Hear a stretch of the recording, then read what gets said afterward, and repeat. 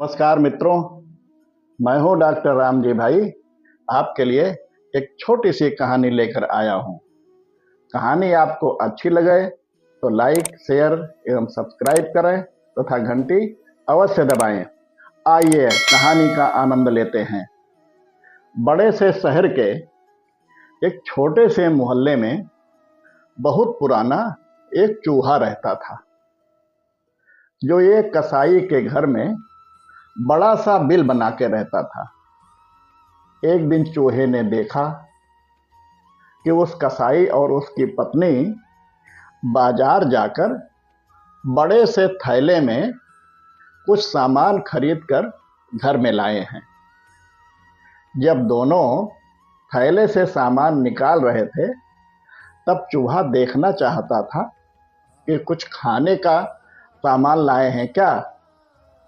अगर कुछ हमारे खाने के लायक सामान होगा तो हमारा भी कुछ काम बनेगा। उत्सुकता बस देखने पर उसने पाया कि खाने का सामान नहीं, वह दोनों बाजार से एक चूहेदानी खरीद कर लाए हैं।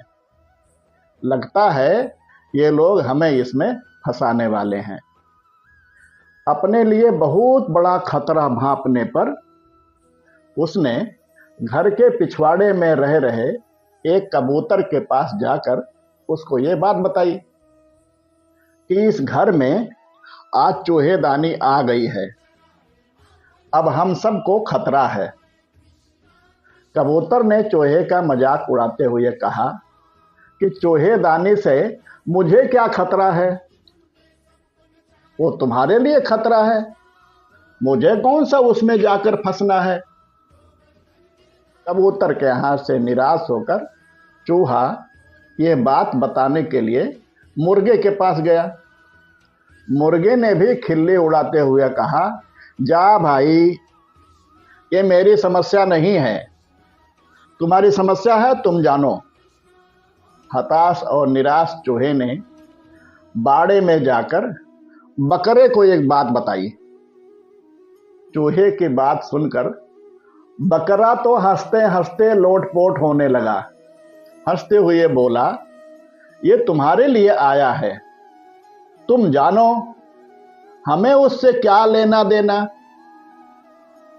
उसी दिन देर रात में चूहेदानी में खटाक की आवाज हुई, जिसमें एक जहरीला सांप आकर के फंस गया था।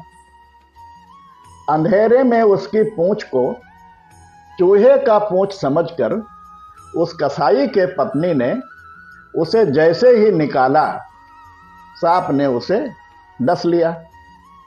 तबीयत बिगड़ने पर उस व्यक्ति ने बगल के गांव से हकीम को बुला कर लाया।